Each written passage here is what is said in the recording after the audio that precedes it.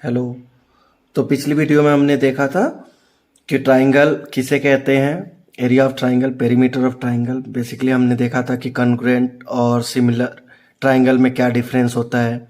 ठीक है, ये छोटी छोटी चीज़ें हमने सीखी थी, ठीक है, जो कि बहुत ज़रूरी है आगे के चैप्टर को समझने के लिए। ठीक है, चलो अब देखते हैं कुछ क्वेश्चंस, ठीक है, इसी के बेस पे जो हमने अभी तक सीखा है। ठीक है, चलो तो आप मुझे बताते जाओ।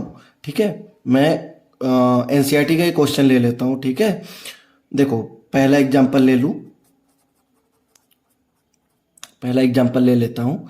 अब देखो आप बताओ, ठीक है, कि ऑल सर्कल्स आर, क्या होगा? ऑप्शन है आपके पास कॉन्ग्रुएंट या सिमिलर। क्या होगा? आपके पास ऑप्शंस है कॉन्ग्रुएंट और सिमिलर। ठीक है, चलो आप बताते जाओ, आप आंसर करो, मैं क्वेश्चन तब तक लिख लेता हूं। ठीक है, ऑल स्क्वेयर्स आर क्या होगा? कॉन्ग्रुएंट या सिमिलर। ठीक है, नंबर 3, ऑल डैश है यहां पे। ठीक है, ट्राइंगल्स आर सिमिलर। ठीक है, चलो यहां पे बताना आपको कॉन्ग्रुएंट और सिमिलर। ठीक है, और ये यहां पे दो ट्राइंगल दिया गया है आपको, आइसोसेलेस और इक्विलेटरल। ठीक है, चलो अब आपको ये सारे बताने हैं। ठीक है, चलो आप देख लो, फटाफट करते हैं इसे। ठीक है, चलो इसमें टाइम वेस्ट नहीं करेंगे अपन।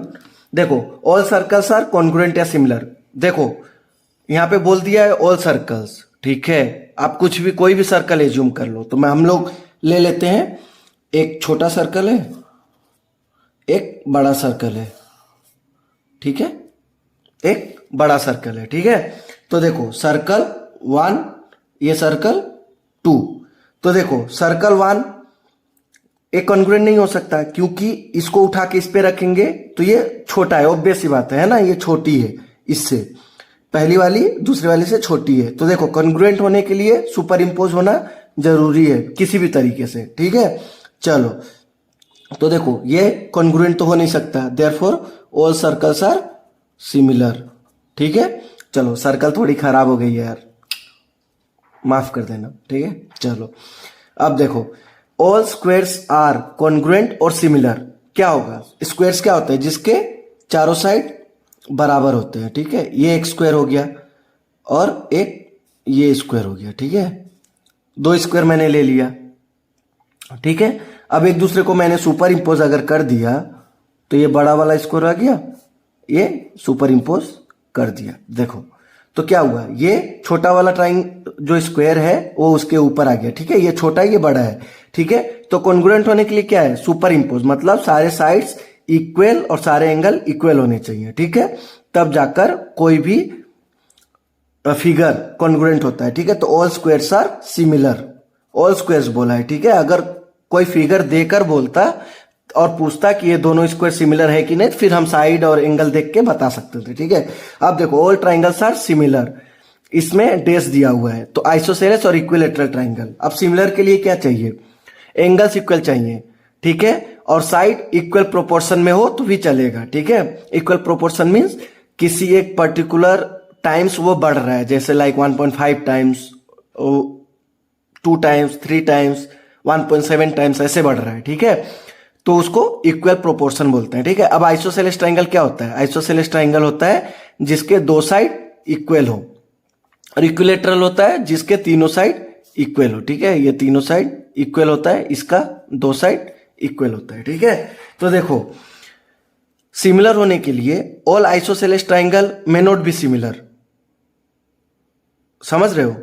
देखो आइसोसेलेस ट्राइंगल तो क्या होता है? कोई भी दो साइड इक्वल हो, तीसरा साइड का कोई आइडिया नहीं है, है ना, कोई भी दो साइड इक्वल हो। ठीक है, तो अब तीसरा साइड मैंने, देखो अब ये दूसरा मैंने बना लिया अगर, ठीक है, मैंने दूसरा बना लिया, ये आइसोसेलेस ट्राइंगल।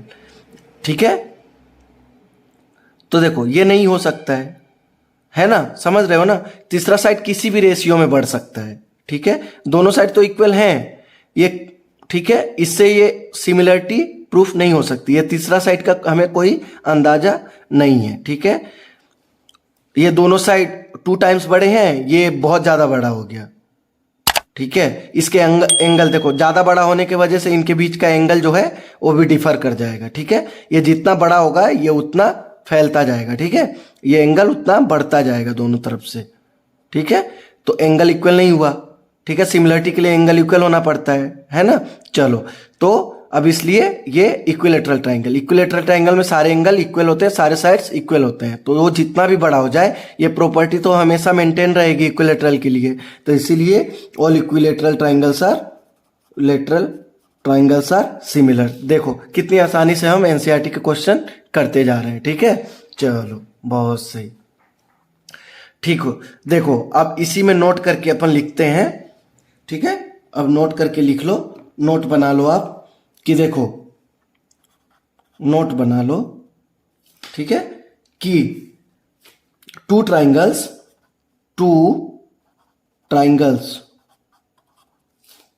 कि टू ट्राइंगल्स आर सिमिलर। दो ट्राइंगल कब सिमिलर होंगी? इफ ये दोनों कंडीशन सेटिस्फाई होंगे। अब वो दोनों कंडीशन क्या है हम लिख लेते हैं। ठीक है, their corresponding angles are equal. उनके जो corresponding एंगल है, ठीक है, एक जैसे दिखने वाले एंगल है, जैसे ये हो गया तो इसका corresponding एंगल ये होगा। ठीक है, ठीक है, इसका corresponding एंगल ये होगा। ठीक है, चलो, तो corresponding एंगल इक्वल हो। ठीक है, चलो, और क्या होगा? Their corresponding